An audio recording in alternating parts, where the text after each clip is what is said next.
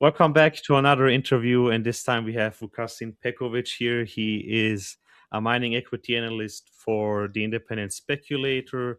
He's known for sort of looking past promotional stuff and really at some points also criticizing management because there's a capital structure that is unfriendly to shareholders. He's also very known for vetting for protecting retail, such as can be seen as in a past example for a whale resources.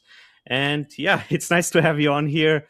And well, I introduced you a little bit, but you might want to add a little bit of a few details that I might have not mentioned. And yeah, just talk a little bit about yourself. And yeah. Yeah, hi Lucas, and thank you for having me. You went straight to details here, Yeah. without going without beating around the bush, so to say. Yeah.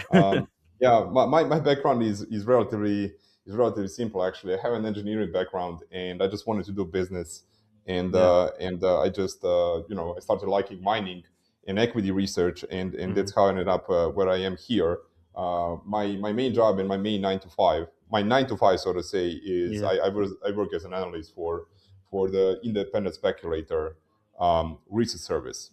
Well, we're still officially classified as a newsletter, but to be honest, Yeah. it's not really a newsletter per se. It's more of an independent research service that does not take any form of compensation from Mhm. from issuers. So that's that is the quick synopsis. Yeah. And also to give a few key details is that you're known for bottom up approach really to investing. So you really like to go all into the micro and really look at those special situation and put potentially inflection points right for mining companies. And when you take a look at sort of the junior mining space nowadays, uh, how does a sort of what are some of the inflection points you look in a company? Like, what are some of the factors you want to see, and that could potentially be good indicators for, let's say, short term, but also a long term, um, or rather high probability of a price appreciation than without those That's factors? that's a big question, man. That's a big Yeah. question. There are several things to unpack actually, because um, I could definitely say that I am bottom up first, but it Mm. is only after um, being inside and choosing secular teams Hmm. that are where you're going like one way or another in a reasonable time frame that is not too long, of course. That's what I mean by Yeah. reasonable. You are going to get the tailwind of the cycle. You're going to get the wind of the cycle behind your back, right? Yeah. It's much And easier with that. Yeah. so like, to put it in very simple terms, pick your commodity first. Like, if you're doing commodity investing, or pick your commodity first.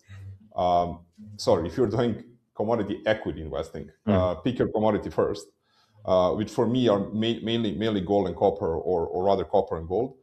um, I can dabble in other commodities as well, Mhm. but I think the most secular and most stable teams, since 2020 and for the upcoming foreseeable period, are going to be these two, i.e., gold and copper, right?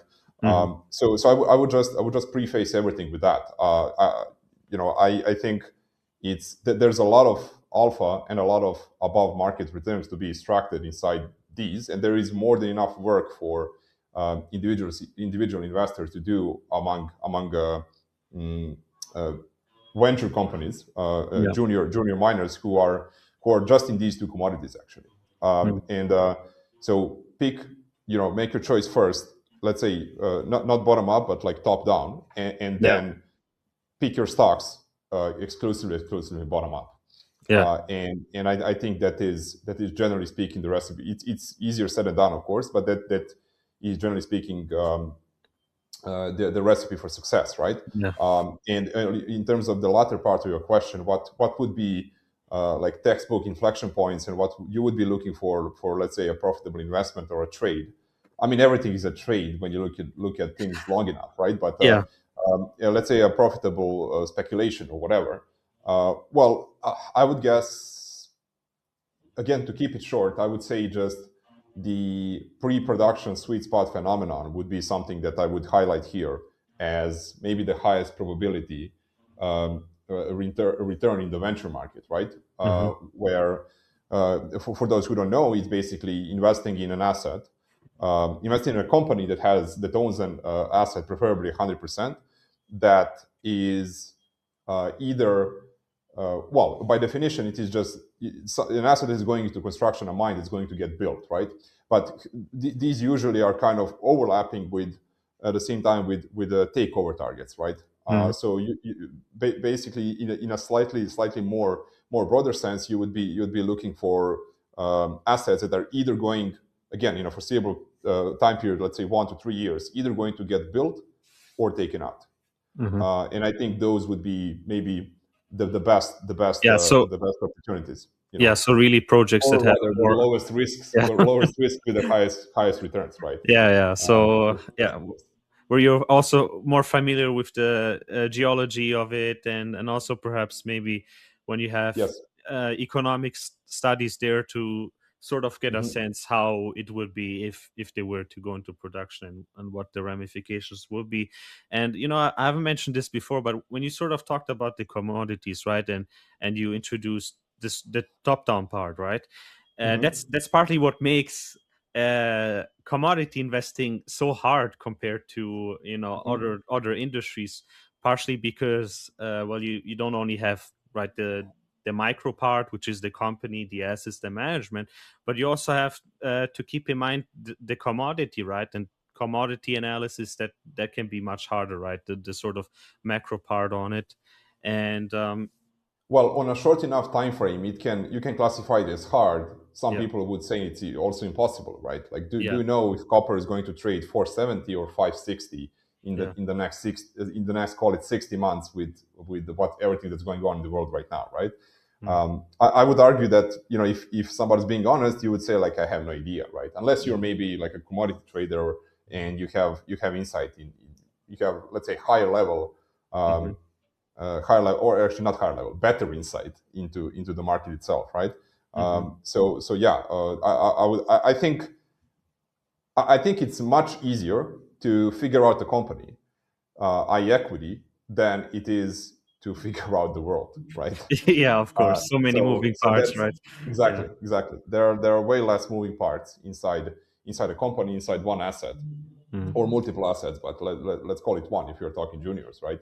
So Mhm. that's why I think this is usually the winning Mhm. approach. It's, again, it's easier said than done. It's not that simple, but it's far from rocket science Of course. at the same time too. Of course.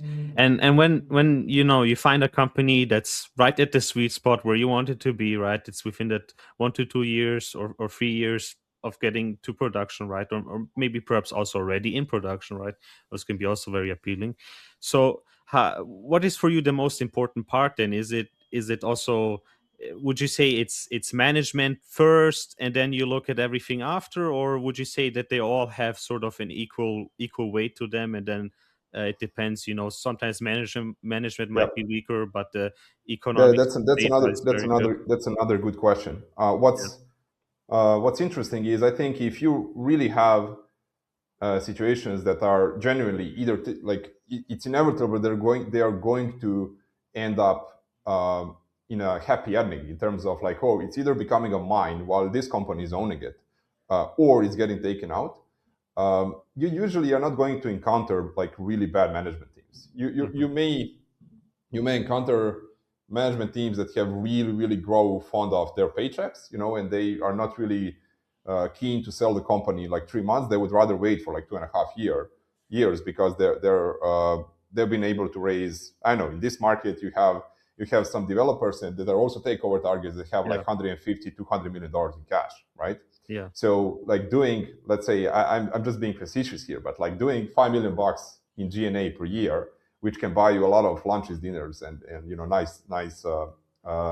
Yeah. nice time. Like, that's an afterthought, because you have huge budgets and it's a bull market.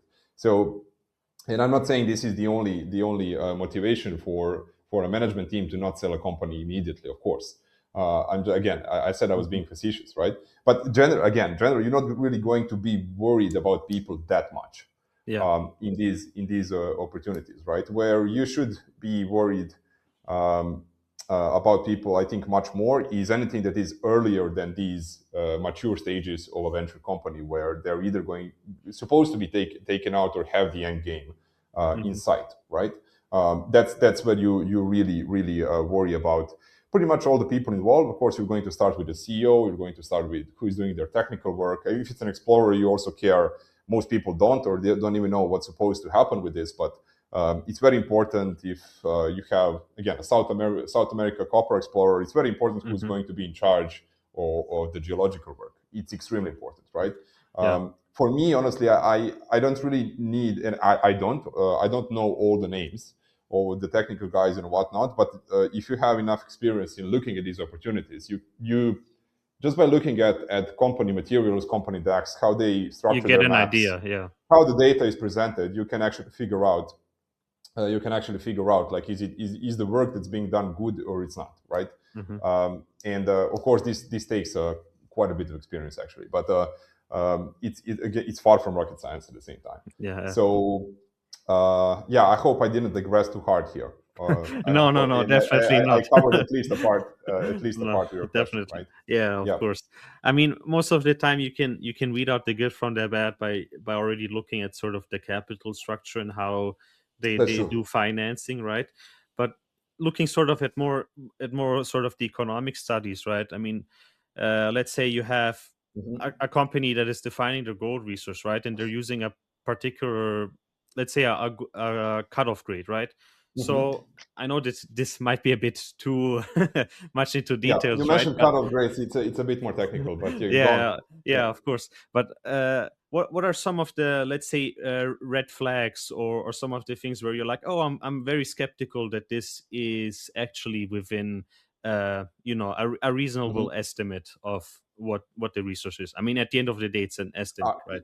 so Yeah. you're talking about resource estimates, or are you talking about the outcomes of economic studies? Yeah, the resource estimate, and then later Mhm. we'll talk a little bit about the economic studies, right? So if They're, you're they're- asking about research, that's a very, it's actually a pretty tricky question. yeah, You can, and I'm not an expert for this, but yeah, of course, yeah. I've had some success in Hmm. figuring out, let's say, rocks that are not good, that they don't smell good, Hmm. they don't. I mean, that's again being facile. Rocks that Yeah. don't smell good, right? But usually, if you read technical reports after Hmm. the resource estimate gets done and the technical report gets published, there are whole sections on how the resource estimate was actually done. Yeah, of course. What you Yeah. can do is you can see the commentary from the third parties who reviewed it. It's in plain English. Of course, you need to understand what is being discussed, Mm. which is takes experience, it takes technical knowledge. Um, I can do this. I know most retail investors can't, and you can usually, I mean, quote unquote, start from there, right? Yeah. And if you see a lot of stuff that you don't really like, and what I mean here, let's take mm, from a simple point, you're going to have in technical reports, if it's a research technical report, you're probably going to have some sample cross sections of Hmm. the discovery or the ore body. It can be an old Yeah. discovery, like from like 20 years ago, and it's just now in this cycle supposed to become a mine, supposedly, right? Mm. Well, you can check you can check a lot of things just inside those sample cross sections, and Yeah. also bear in mind these are going to be probably the best cross sections that you can pull out from the ore body, right? Mm. And inside those, if you have some drill holes as well, you can look at grade continuity down the holes. You can look at lithology, and then you can look at the commentary from the third parties that assessed Yeah, the it's report. similar Um, to reading is an auditor's statement, right? Sort Exactly. of to Yeah, that way. that's a good point. Yeah. That's a good point. And then that would be the starting point. Then after that, like if I saw stuff that looks kind of fishy, I would the end step would be saying, okay, I have my geologist guy. Can you give me your Mm. data, and we're gonna Yeah. see what happens. Yeah. I haven't done this myself so far. Like I just Hmm. haven't been in those situations where I really need to do it. But I know parties that have. Mm. And pretty much all, and this is just a side note in terms of takeouts in M&A in the sector. So when you have, and this is just a comment for retail guys, when you Yeah. are investing in something that you think that's going to get bought out, and the company is saying, we have, let's say, 5 million ounces or 3 million ounces, let's call it five, um, any serious acquirer, and they even the non-serious ones are going to hire help, right? Hmm. They are going to take all the data and they're going to do the estimates themselves. Yeah. So I've seen I some mean, really, usually they have I've access seen to the data estimates rooms, being right? done. Yeah. Exactly, yes. So I've seen estimates being done by some of the most serious mine building parties in the sector, and it ends up being from 2.6 million ounces to 1.4 Hmm. at a significantly lower grade with a significantly higher strip ratio and so on and so forth. And they Hmm. just say, okay, with this resource that is nameplate and that is being shown to them, Yeah. and it's being done on a public company, is like it's a no go. So it's not going to happen. Hmm. And of course, it's also at the same time kind of, again, I'm digressing, but debating resource estimates, debating how much, and we're usually talking gold here, right? Let's Yeah. take gold as an example. Is, it's kind of like also debating the existence of God, because on the one side Yeah. you're going to have the geologist, my lying geologist against your Yeah. lying geologist, right? Yeah. Of So course. Yeah. it's not that productive of a conversation. And Yeah. a quick remark again for retail people.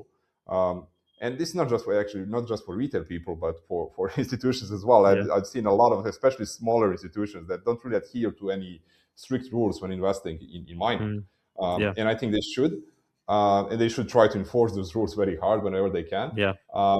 One rule of thumb is that if somebody is trying to build a mine based on a PEA, just a preliminary economic assessment or a scoping study, or like even worse, they're trying to bootstrap a mine just based on a resource, or bootstrap Hmm. a mine without a resource. Those are things that usually, almost no matter the commodity price, almost never end up in per share equity returns for investors Hmm. in a medium to long term. Almost never. Like it just cannot work. So mining is hard enough, even when you build mines and you control assets and operate them with the feasibility studies and everything being done by the book. Mining is, even in that case, mining is hard enough. Yeah. So It's that, like, yeah. any company that has a business model that is reinventing the wheel and is trying to circumvent one part of the typical development cycle of an asset Hmm. is usually not going to end up um, in a success. In Hmm. bull markets, unfortunately, this works because It's if it's a easy. raging It's bull easy to market, promote and raise money. That's exactly, that's yeah, the main because part. you're Yeah. going to say we're going to have cash flow in 12 months, right? Yeah. And if you say there is this X amount of cash flow coming in 12 months at spot prices, and spot is 5K gold, Yeah. then you're going to have and then you pay a bunch of people to say that about your stock, and your stock is going to go up at least temporarily, right? Mm. Are you a good long term, or like even not good, but like a real long term business in a company? Probably not. Hmm. So that would be another rule to write down and enforce. Yeah. If they're building a mine without a proper study and without proper engineering, it's probably not going to work. Yeah, probably not. The probability is very low for that. And now coming sort of to the economic studies, right? So what are some of the first red flags or things you look out for? I can certainly imagine it's sort of the capex part of the equation, right? And then perhaps Yeah, look at how the yeah, sensitivities to gold price, right? yeah. Of course, of course. Well, there are some other nitty gritty details that you can be looking at, like how what is the study actually trying to convey, right? Mm-hmm. Because, and again, I'm getting a bit into the weeds here again, but you can, based on how the study is done, you can assess whether the study was done just to present the asset in a better light, Yeah. or it was done to actually show what an asset can do in the real world, like in terms of really becoming a mine. And when I say being presented in a better light, just being more palatable to the market, right? Mm. And you can also spot some maybe unexpected. I can mention, like, I have multiple ideas, but off the top of Yeah. my head, there was a recent PEA from South America copper developer Mm-hmm. that that had blockade mining assumed in the PEA, right? And the Mm-hmm. reason for that is actually very simple, because if there was a big pit projected, the capex for that really big pit in the phase 2 of the project would be, I don't know the number, but it was obviously way too big that they wanted to blockade mining. And Yeah. this is blockade mining that is projected based on maybe zero point 0.8 to maybe at the most 0.9% copper equivalent grades. Mm-hmm.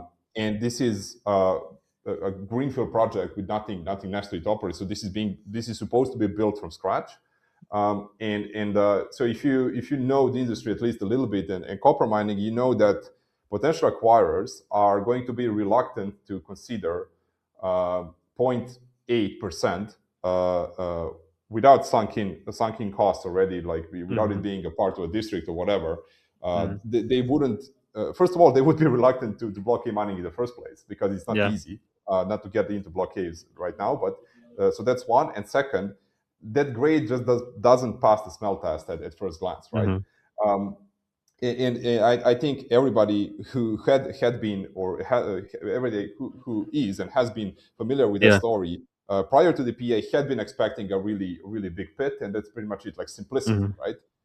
And simplicity, that is also what you could be looking for in an economic study, right? And simplicity can come in many forms. It can be simple metallurgy as an example, right? Yeah. If you're talking about gold, if you don't have you can have executable but not simple metallurgy, in the sense that, for example, you need to float. Like let's say your gold is not entirely refractory; that it's impossible to recover it. But you need to make a concentrate, then you need to regrind the concentrate extremely finely, and then you need to leach the concentrate to get the gold out, Yeah. right? Yeah. And this is the only way where you can have an end product, Yeah. because you don't really want to sell your not easily leachable gold concentrate that you might produce. So, like, this is not entirely like a deal breaker or a complete red But it flag or makes it whatever, harder. Yeah. Yeah. but it makes it Less harder in appealing. multiple aspects, right? So this is Yeah. also something that you might want to look at in economic studies. And to your point, like the first things that you mentioned were the capex and also operating cost figures. Yeah. Now, the best way to confidently assess this and like know Yeah. what's crap and what's not is to actually be an engineering consultant, right?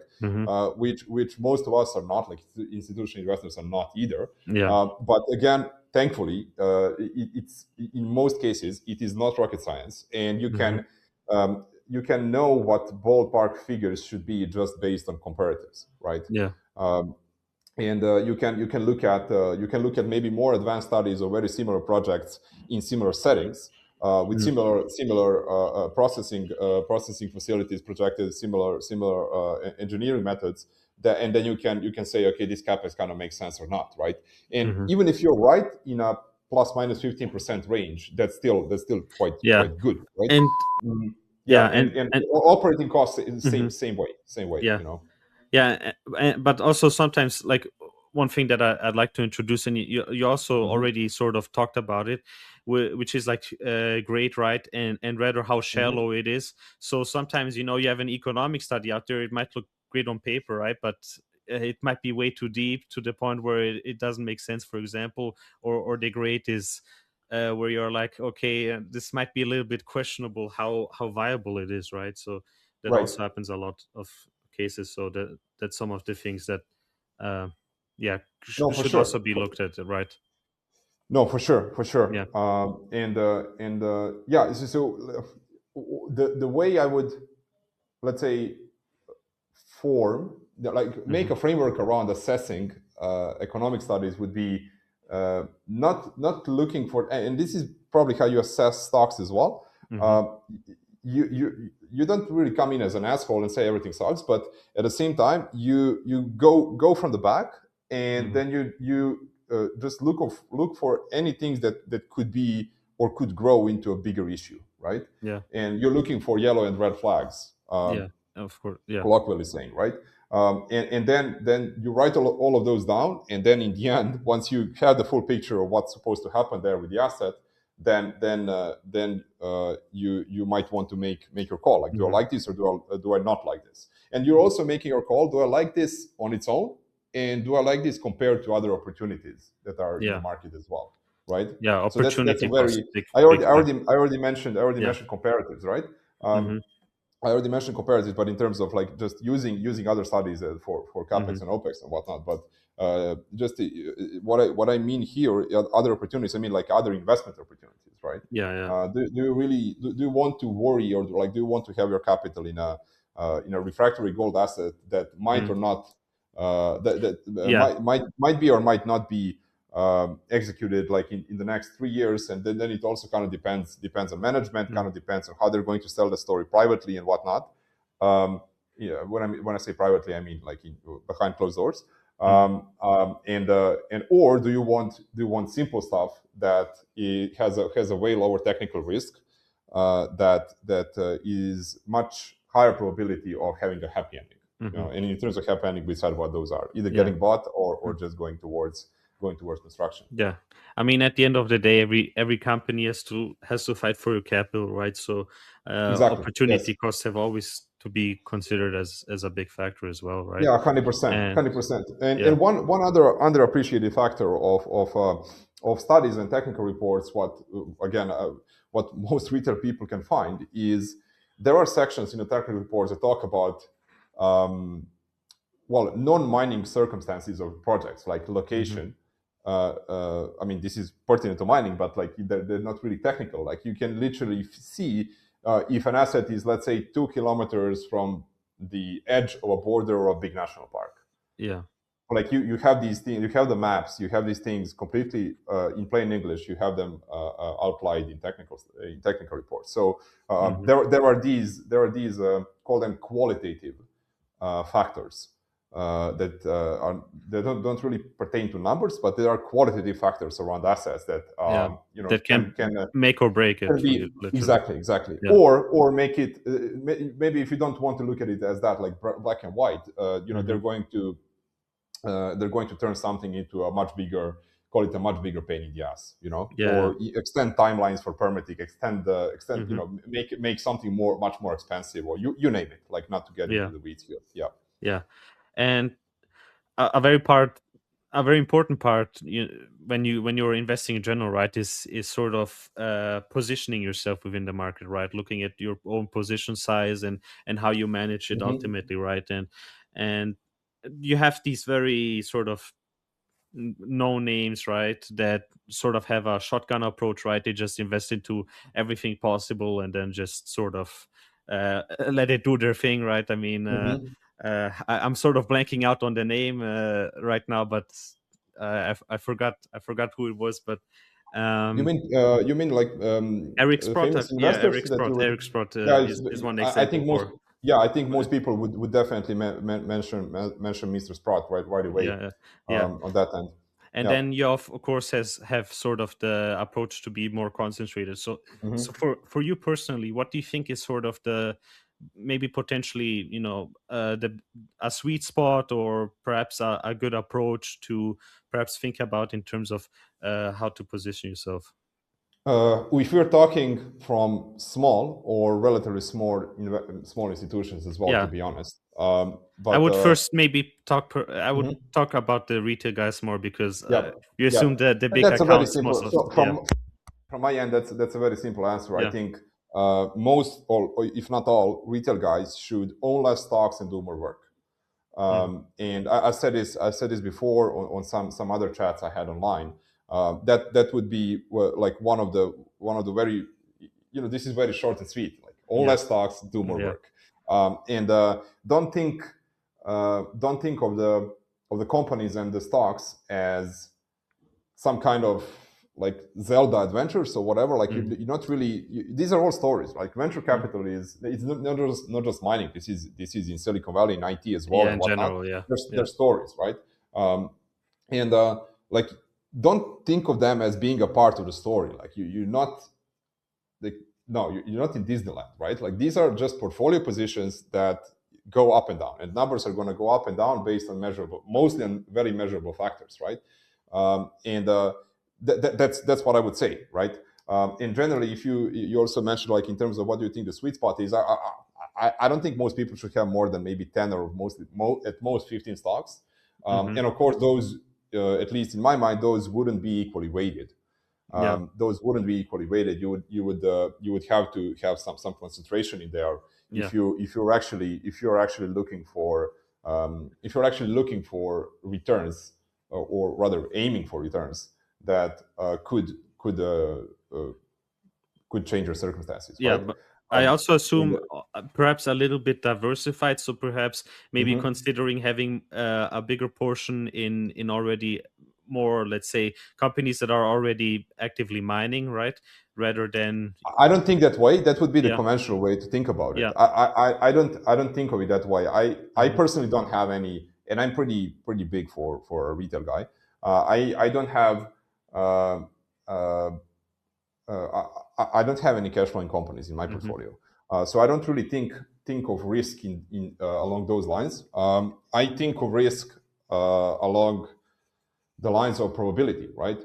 hmm And again, like they're just in the end, they're just tickers on a screen that you're going to go up and down based on yeah, measurable factors, right? yeah, So if you let's take a very extreme, unrealistic example. Like if you hmm know, like the talk discoveries, right? If you know that some company is going to make a discovery, and you by magic, this is magic, you know, it's not going to yeah, happen. But let's say you yeah, have a 99% probability that let's say you have inside info, you have real results, right? yeah, Like, you know, as I said, magic, it doesn't happen. Um, why would you not have like 90% of your portfolio in that, hmm right? Because the goal is to make money. Like the goal is not to feel safe and whatever, but like all logic is telling you that you should have a completely outsized position in something that is very likely to work, right? hmm And like the very likely part to work part is doesn't pertain really to it being um, a cash flowing or non cash flowing company, right? You can have a hmm high probability bet in a pre revenue company as well. So I don't think I personally don't think of it that way. hmm and currently, sort of, perhaps stepping a little bit outside of the micro and taking a little bit of a look at the macro. So what is your sort of personal view perhaps on gold and copper currently, especially now that there's much more geopolitical risk than we've had, let's say, before the year started, right? Mhm. I'm going to digress here, and just one other thing for retail guys, Mm-hmm. and the being follower capital, like you mentioned, Mr. Eric Sprott. There are other pretty known names in our sector that are uh, figures that people like to follow into deals, into investments, and that makes perfect sense. That makes perfect sense in most cases. What I would just like to say again for most retail guys, and again for small institutions as well and whatnot, if you take an Eric Sprott, like he is not and you are not, like it's a completely different ballgame. You're not on the same planet And as a these different people, perspective as well. and it's a completely different perspective, and you're not playing the same game. You're not playing the same game, so you are not going to survive by owning 150 stocks. And if you do, like you might as well just buy GDXJ and call it Hmm. a day, right? Yeah. Because that's probably what your performance is going to be. The only way you can shift that performance is out of those 150, you know which ones to, like. Let's say there are five that are going to be like 60% of your portfolio, right? Hmm. And now the question is like, okay, which five out of 150, right? I would rather worry about which two out of a 10 than which five out of 150, right? Yeah. So Sort that of would be cutting that would down be on a, the noise. Yeah. exactly. You make the haystack as small as possible, right? And so you're like that's just what I would quickly say for, again, mostly for retail guys. You're not playing the same game as these people, right? Yeah. And you're not even on the same planet as them. Completely different decision making, completely different frameworks, completely different aspects of looking at things and situations. And it's that simple. Like, just don't think that again, Mr. Eric Sprott coming into a deal is a signal for you that you should be buying the stock. Like, it doesn't matter. He, Yeah. he might, yeah. It's a completely different ball game. Yeah. And You were sorry. You asked about gold and yeah, copper, cool, right? cool. But I Yeah, appreciate the talk, because I think that gets yeah. often lost in translation, or the difference between, Hmm. let's, as we said, Eric Sprott on one extreme, right, and then you have the Yeah, retail guy on the other extreme, right. exactly, The sort exactly. of Yes. two different Yeah, mindsets, two different approaches they have to yeah, yeah. consider, And, right, and and, another and very optionality as popular, well, yeah, right.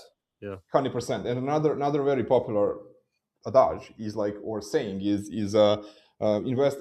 in people first, right? Yeah. Well, that's a very it's a very like it's a very broad topic, right? We could get into this again. We don't want to digress on just purely on this, but it doesn't. What I've seen so far, and I've talked to I know, man. Like I've talked to hundreds of people so far, and what I've noticed is when you say invest in people, somehow when you try to get into the details of what it actually means for them, you realize that it means a different thing for pretty much every other guy you meet. Yeah. Um, and so it's a very broad topic. Somebody's going to tell you, oh, just invest in management teams that had success before. And I can And give that's you off the top of my head five yeah, deals that with guys that are relatively fresh deals that yeah. quote unquote had success before that have already kind of went to zero or just are not going to work, Yeah, the right? issue with that is So it's not that because simple either. It's not yeah, that simple the either. issue with that, in my opinion, is that you're not trying to. It's a mental shortcut. You're not trying Exactly. to Yes. get to the point where you build your own conviction and you're Exactly. like Yes. sure of all the details, but rather you take somebody else's conviction in the project and you're like, oh, this is it. And then when something goes 100%. wrong, and let's say Yep. the stock is down 20-30%, which happens, right? Yep. Happens in Which happens all every the time. yeah, all the It time. happens all the Basically, time. it's Yeah. unavoidable. Hmm. So then they're like, oh no, this is bad. I don't want to touch it, right? So this is sort of where That would be one of the yeah, scenarios. That's definitely true. And you know how the saying from like mainstream investing, mainstream finance goes, you can't borrow conviction. So that's yeah, another very simple, and it's true. And it's true. It's another very simple one. So anyway, yeah, on to gold and copper. yeah. Yeah. Yeah, yeah. Um, yeah, I'm glad to see. I didn't read into Friday too much in terms of gold. Hmm. I had some guys I'm close to mention. Oh, look, gold didn't puke on on Friday. That's kind of cool because market went down, Yeah. and so that was maybe encouraging. And coupled with today, I'm just looking at my other screen. Gold is kind of green, even though oil spiked again. Um, so yeah, I think this is like short term might be a better question for the astrology connoisseurs among us. Somebody could draw a couple of lines, and I do not myself per se, but I do look Mm. at charts. Of course, I do. I mean, Um, support I line. don't. It's just Yeah. mathematics at the end of the day, Yes. but in Yeah, for some sure. I yeah, don't make decisions based on them, but sometimes you can yeah. explain things Awareness, or awareness. look for setups. Overlying that with fundamentals, right? But if I don't know if we see 150 $200 oil at least temporarily, and like I'm pretty sure like dollar would go up 100, DXY would go up 100 at that point, even though it's kind of hard for it to rally. Hmm. We could see further liquidations in gold, right? What I think, and again, not my ball game, but it has looked to me, as forced liquidations. Like it doesn't Hmm. look like a sell-off that is kind of like, okay, these are the first legs of bear market, we're all going to die in 2 years, right? Like it's Yeah, yeah. not because of the war, but like It everybody who almost is felt bullish on gold is going to end up. capitulation, like yeah. Yes. So it didn't seem organic. It seemed like forced liquidations when you look at the state of Asia, barring from China, of course. um, and in some other countries, there's a lot of money that needs to be raised for all kinds of things right now, mainly energy, right? Mhm. So you're gonna grab things and you can sell, that you can sell, and you're gonna sell, right? So I think that's a big part of the recent gold drop. I think, unfortunately, long term, everything that's going on right now, not to get into the weeds of what's going on, everybody Yeah, knows, is like medium to long term. Like there is absolutely nothing better for what we have, and for what we see. And I think the long term wind is definitely in gold sales. Do I have a price target? No, but I think it's higher. yeah, And we'll see how the let's call it the sovereign debt situation unfolds in the next. I don't even know what a time frame would be, like maybe 15 years, right? 10 to yeah, 15 years. So we'll see where all our countries end up in the end, right? And I think historically speaking, this pathway was always positive and good for gold. So that's a very simple secular thesis of gold, right? That's what I think about it. I have a lot of cash, and I have had a lot of cash for the past 5 months, hmm, and the biggest amount I raised was actually, the last selling I did was maybe a month ago, and I haven't done much buying since then. Only a tiny amount. I'm probably going to be looking to spend some of that cash relatively soon, but I hmm. would really want to see some more clarity on what's going on in the Middle East, right? Hmm.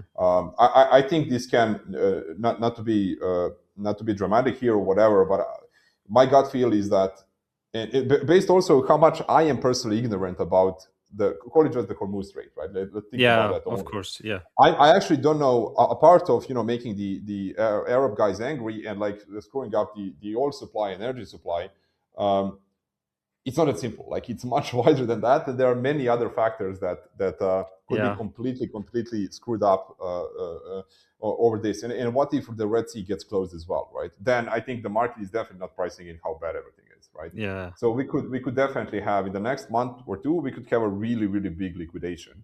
Um, that I'm not saying it's going to Yeah. happen. That I think it's going to happen. But I'm just I saying mean, it's oil not is, unreasonable to yeah, think about, yeah. I right? mean, oil is screaming more like the chance for even more geopolitical risk.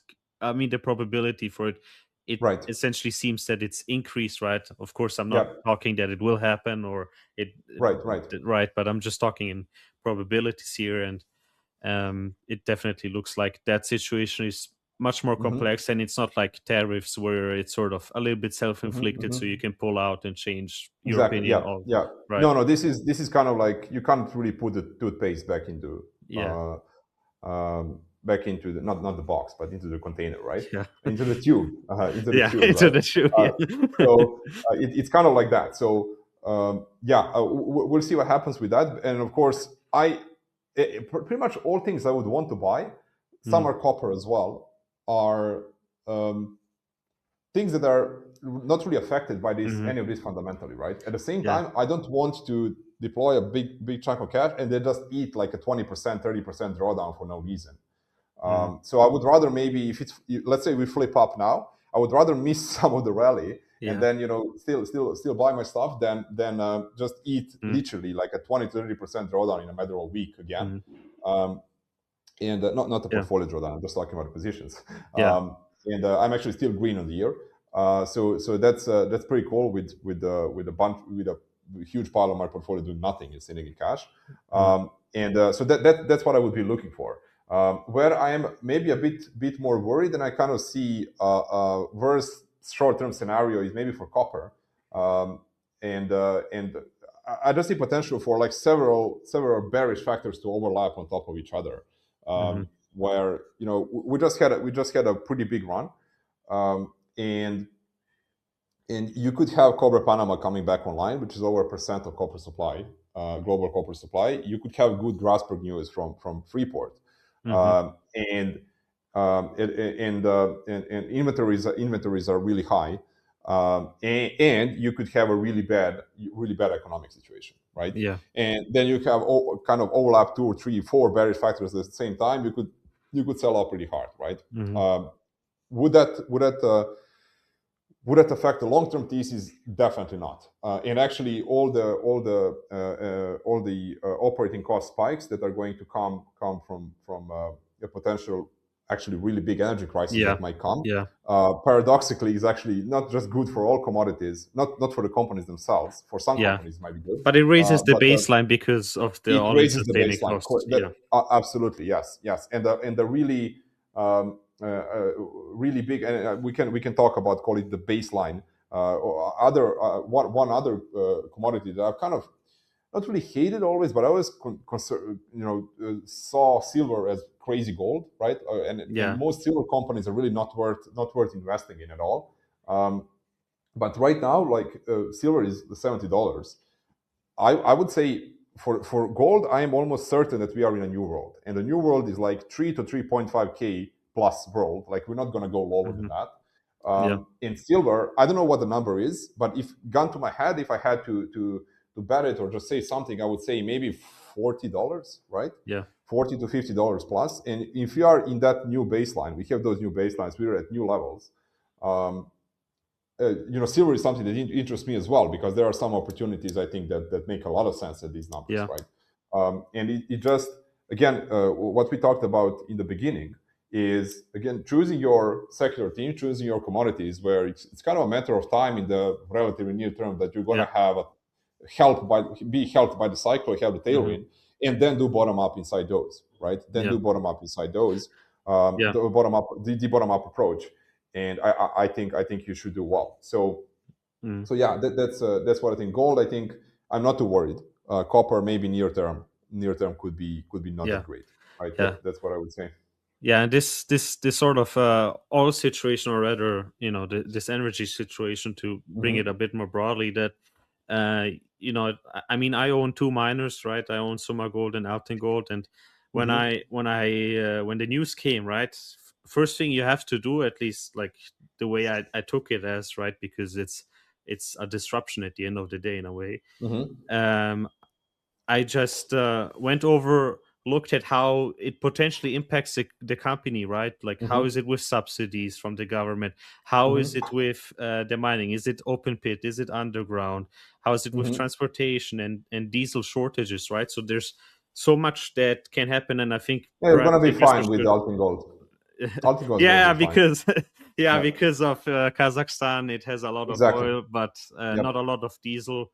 However, Hmm. the diesel price only rose 4 to 5%. But Hmm. I think both are very well positioned. But what I wanted to say is that I think that's a thing that currently, at least in this environment, makes a lot Hmm. of sense to seriously have a look at how those companies are potentially Hmm. impacted by any shortages or even capex. Right, capex is a Hmm. huge question now, because just to bring an example, uh, in 2008, right, you sort of had capex issues because suddenly the big tires, right, on the big trucks, they suddenly Hmm. exploded in price to the point where you had to pay 350,000 for one tire. Hmm. So it massively increased. So these are just like little key details, right? But it's like they change sort of the capex equation a lot. So I think capex risk True. It is might be heightened. so. In this case that you brought up, I would say those shocks are temporary, Yeah, right? yeah, of course, supply And shocks. Yeah, if I just one, you might find it interesting. I clearly have what I already mentioned. I have a pre-revenue bias, right? yeah, And you take a very simple example when we discuss these things. Let's say GDX or all mining indices, they get sold off, and yeah, inside GDXJ you're going to have a bunch of there's a bunch of producers, of course, but you're going to have a bunch of pre-revenue developers, and you're going to have pre-revenue companies, right? Um, if you are in a secular gold team, like in a secular bull market, more or less, um, and you are assessing your opportunity at, say, maybe 3.5k gold, and you know that your mhm, asset makes a lot of sense in that world, yeah, call it a 3 plus or 3.5k plus. If gold pulls back $500 or more from like 5k, yeah. like, does anything really change? Like, I know No, the stock is going to go down, yeah. but if you are a cash flowing company, you're going to make less money, man. And if you're levered, you're gonna care about that, like fundamentals change. But Mm. fundamentals don't really change if your Yeah. pre-revenue and As the long as the commodity long price term change. sort of key Exactly, factors that exactly. are important for the Yes, rally don't get exactly. disrupted. Yeah. Exactly. So this is part of why I have that bias, right? Hmm. And when I said a moment ago things that I would be looking to buy probably soon or whatnot, they are well basically like North and South America, right? Hmm. Not that I'm a big on kind of choosing jurisdictions per se, or sticking to just purely safe places or whatever you want Yeah. to name a good jurisdiction. Like this I is mean, also a Rick separate. Rule likes to say there's Exactly, no of tier course, of one course. jurisdiction, There right? is no, yeah, yeah, yeah. And that's probably true. And that's probably true. Not probably likely. Yeah. But one thing that I would also bring up is what you brought up with Atlin. Actually, I said Atlin is going to be fine. Yeah. Um, uh, is Kazakhstan. So that would be a kind of almost a cushy place for mining right now, right? But Yeah. one Yeah. one other Exactly. thing Yeah. that I haven't, I mentioned this in another podcast as well. I think gold in the U.S. Gold assets in the US that in the new world are probably going to happen, especially in some brownfield setups and whatnot. I think that's a theme that's kind of underappreciated. Of course, like gold assets in Canada that work and that make sense are valued quite well. Yeah. And even if they're in BC, the permitting takes forever, maybe Mm. never. And where how things are looking right now is almost never. But Yeah. for new projects, but they still get valued extremely healthily, right? So I think the gold team in the US, like, and there are several assets that are just going to happen. Some are smaller, some are bigger, but there should be gold mines. Like, that's something that I'm kind of attracted to, right? I'm not saying they're going to go Hmm. 10x, but it's again, you're looking for high probability of success, Yeah. right? Or actually, Yeah. sorry, high probability of your stock going up, right? Which is Yeah. usually Well, a contingent high on how your business probability. is Yeah. going to go. Yeah. Yeah, Yeah. Yeah. which is usually contingent on how your business is going to do, right? So at Yeah. the same time, you want a high probability of success in your business, right? Mm. So yeah, it can be without business success. Like, you can have stocks that are going to go up for other reasons, right? Yeah. Uh, and if you can figure that out, that's also good. Just make sure it's high probability. Then you know why it's going to go up. So that's Yeah. yeah, I would leave it to that. Yeah. And we're sort of getting towards the end of our interview. So what are some of the perhaps last things you want to mention, or really highlight for retail investors that are interested in this space, or have a few years of experience, and just trying to continuously improve themselves in their investment process and their analytical Mhm. skills? I can again. I'm not the type to give out advice or whatnot. Yeah. I can only speak like from like n Your equals one perspective, place from what my has end. helped Yeah, you, yeah. right? Yeah. I think. mm well, another again, repetition of, like, do more work, own less stocks, but look at everything. So Yeah. this is something I haven't said, but look at everything, right? Mm. And the more you look at stuff, you can actually learn without. So you can literally look at 5 companies, and without having any skin in the game, you can write things down and see, okay, this is what I see in the future for these 5 companies. Mm. And I know, like, half a year down the line, look at if you were right. And I'm not saying you're supposed to be a prophet, but Yeah. you should have, for any given situation, you should have A plan, a range of strategy. outcomes for a Yeah. company, right? It depends on what they're doing, of course.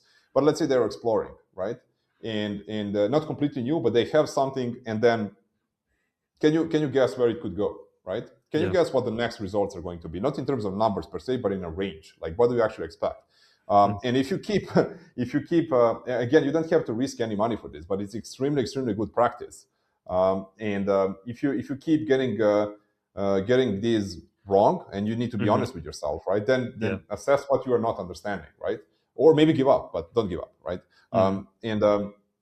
And so that's what I would say. Look at everything, because I think just the volume of information and time that you might put that you are putting in is going to compound, and you're going to start making connections, Mhm. and not with people. I mean, like, between things, and Yeah. concepts that I think most of the other part, most of the rest of the market is not seeing, and you're going to see opportunities that you're going to be able to generate your own ideas, right? Yeah. And assess And things. increase uh, your probability. exactly, to increase your probability of Yeah. success, right? And also you're going to be able to assess things on their own, right? Not just Yeah. compare to something else, or on a relative basis, but just purely stripping it Yeah. down to its bones on its own, right? what Mhm. what is, what is this actually, right? So and so that's what I would say. Look at everything, and with time, you're going to start seeing things. A simple thing I would say is, like, what we also mentioned at the beginning. You see a company deck, and inside 5 minutes, you can looking. You probably don't need more than 10 minutes to go through a company deck, like, slide by slide and everything. But Yeah. inside 2, 3, 5 minutes, you're going to see if somebody who made the deck. I mean, you're going to get to this point. Is my point. That if somebody who made the deck actually cares, Mm. right? So that's I think a good litmus test of Yeah. whether you have a grip on things or not, right? And perhaps always asking yourself, is this, like, does this deserve my money? Is this worth Exactly. it? Yes. So yeah, always the opportunity cost in mind. And Mhm. yeah, really thank you for for your time, Vukasin, and for your great thoughts here, and sharing your views of the market, and your approach, right? And yeah, thank you for your time, really appreciate it. And yeah. You're welcome, Lucas. Thank you for coming.